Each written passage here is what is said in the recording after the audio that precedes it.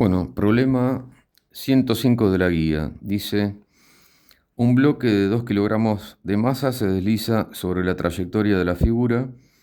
En el punto A su velocidad es de 12 metros por segundo y al llegar a F comienza a comprimir el resorte de constante elástica 216 newton por metro.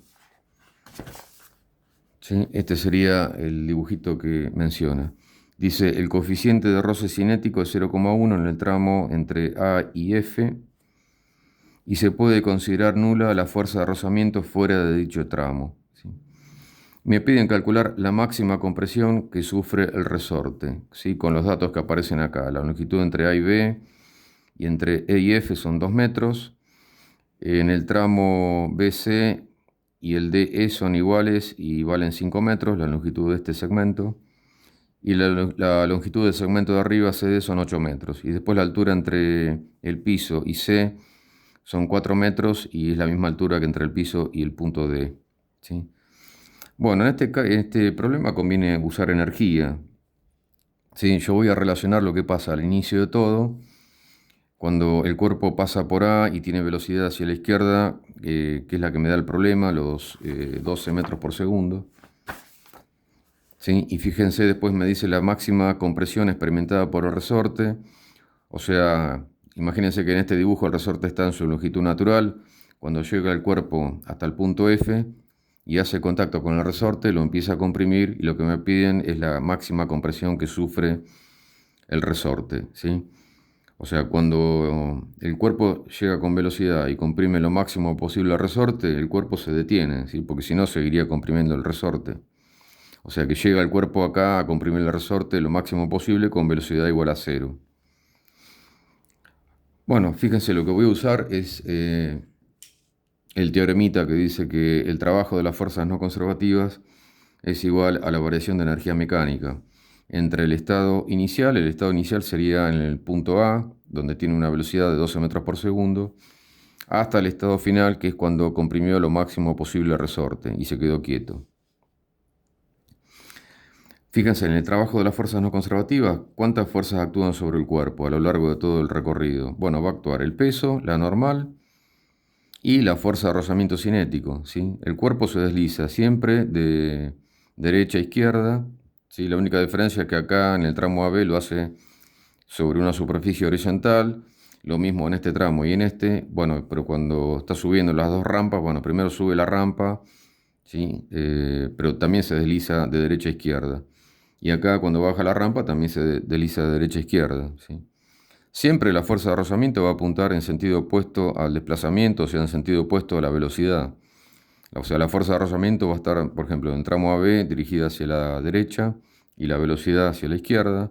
Y lo mismo va a pasar en cada uno de estos tramos. En el tramo BC, la fuerza de rozamiento va a apuntar hacia la derecha y hacia abajo, y la velocidad del cuerpo subiendo la rampa va a apuntar hacia arriba y hacia la izquierda. Y en el tramo DE pasa algo parecido. El cuerpo va a bajar y se va a mover hacia la izquierda y la fuerza de rozamiento apunta hacia arriba y hacia la derecha. Siempre la fuerza de rozamiento se opone a la perdón, a la velocidad. ¿Sí? Entonces, la normal, ya sea en los tramos horizontales o en los inclinados, la normal no va a hacer trabajo. Si el trabajo de la normal es cero. ¿Sí? ¿Por qué? Bueno, porque es lo que vengo diciendo. La fuerza normal siempre es normal a la superficie donde se está deslizando el cuerpo. Entonces el trabajo entre la normal y el desplazamiento del cuerpo, que es sobre la superficie, es cero porque el ángulo que forma la fuerza, o sea la normal, y la superficie es 90 grados. Entonces el coseno vale cero y no hace trabajo la fuerza normal. Ya sea que esté en un tramo horizontal o en un tramo así inclinado entre B y C o entre D y E. Entonces, el trabajo de las fuerzas no conservativas va a ser solamente el trabajo de la fuerza de rozamiento cinético. ¿Y cuál va a ser la variación de energía mecánica? Bueno, la energía mecánica final va a ser cuando el cuerpo comprimió lo máximo posible el resorte y se detuvo. En ese caso, fíjense que no hay energía cinética, ¿sí? Porque está detenido. En ese instante se detuvo el cuerpo. Solamente va a haber energía potencial elástica porque el cuerpo comprimió lo máximo posible el resorte ¿sí? La energía mecánica final es un medio de K por la deformación del resorte, que es lo que me pide el problema. Y la energía mecánica inicial va a ser la cinética solamente, la energía cinética del punto A. Va a ser un medio de la masa por la velocidad en el punto A al cuadrado, que es un dato. Fíjense que a lo largo del recorrido del cuerpo, ¿sí? El cuerpo varía su altura, ¿sí? Cuando está en el punto A, sube en algún momento hasta el punto C y después vuelve a bajar, ¿sí? O sea, a lo largo del recorrido hay variación de energía potencial gravitatoria. Pero ¿qué pasa? Mi estado inicial está a nivel del piso y el estado final también está a nivel del piso, ¿sí? Suponga que yo tomo, por ejemplo, como referencia el piso para escribir la energía potencial gravitatoria. O sea, voy a elegir un sistema de referencia y hacia arriba, ¿sí?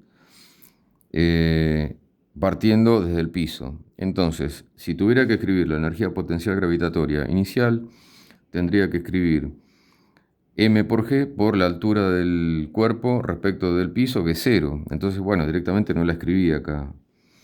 Y la energía potencial gravitatoria final también va a ser m por g por la altura del cuerpo respecto del piso, que también es cero, porque vuelve a estar a la misma altura que en el estado inicial.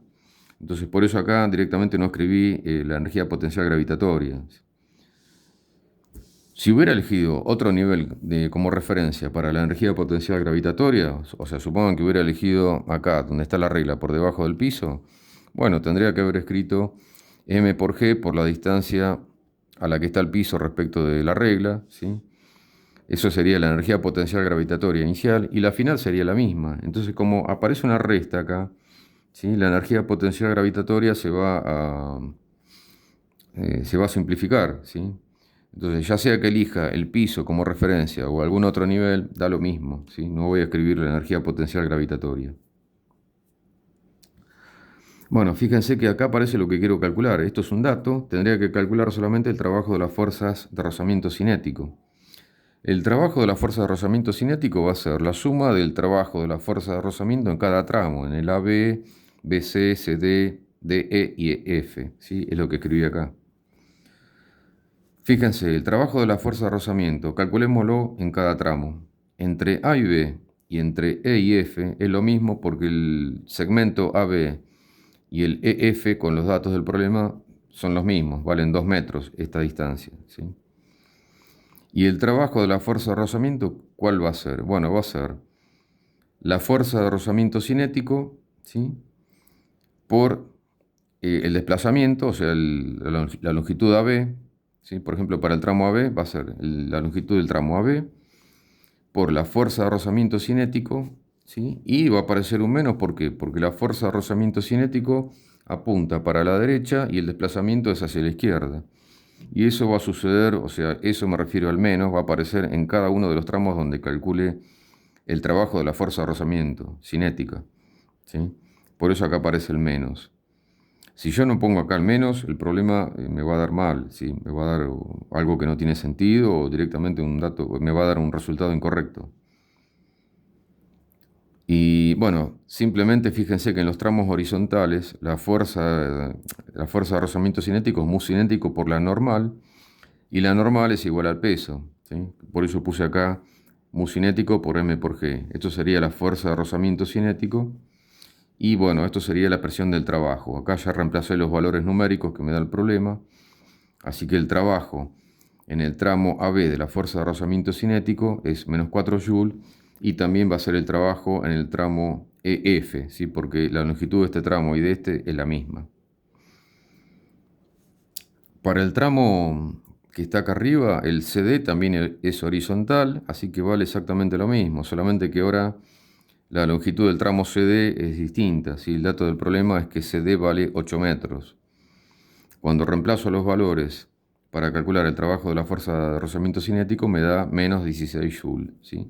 O sea, tengo menos 4 joules acá, menos 16 acá arriba y menos 4 en el tramo EF.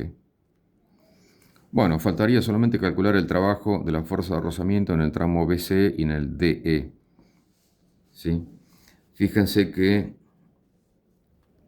por ejemplo, en el tramo BC tengo la partícula que está subiendo la fuerza de rozamiento cinético apunta hacia abajo, así que va a haber un menos cuando calcule el trabajo de la fuerza de rozamiento, y va a ser el producto de la fuerza de rozamiento por la distancia que recorre la partícula en este tramo, la distancia BC.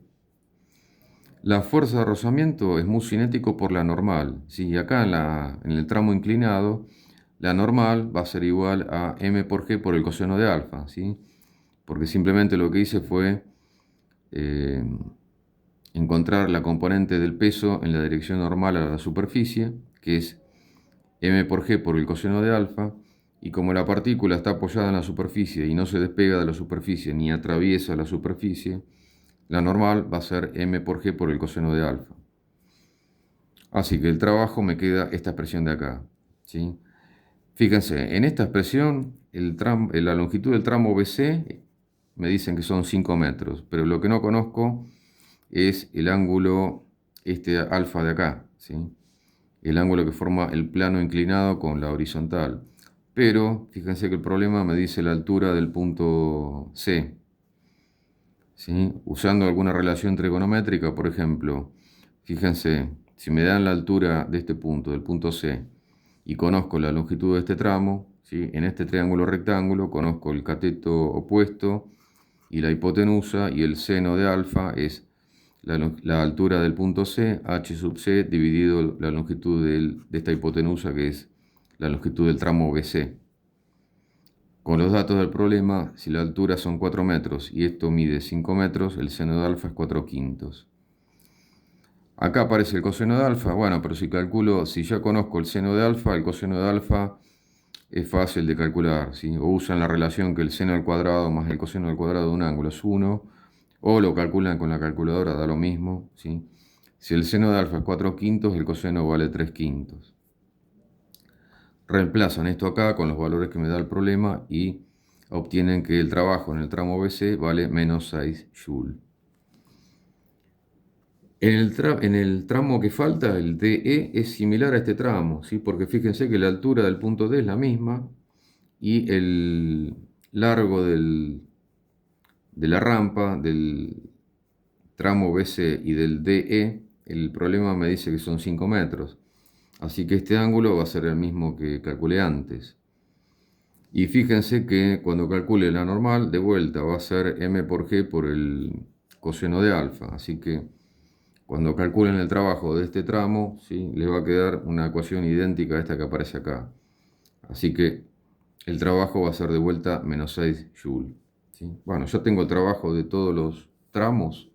Simplemente reemplazo los valores. El trabajo de las fuerzas no conservativas, que es el trabajo de la fuerza de rozamiento cinético, es la suma de, bueno, menos 4 era el primer tramo, menos 4, menos 16 el del tramo de arriba, el menos 4 del tramo EF final, y después aparecen menos 6 de un tramo inclinado y menos 6 del otro tramo inclinado. ¿Sí? En total me da menos 36 joules.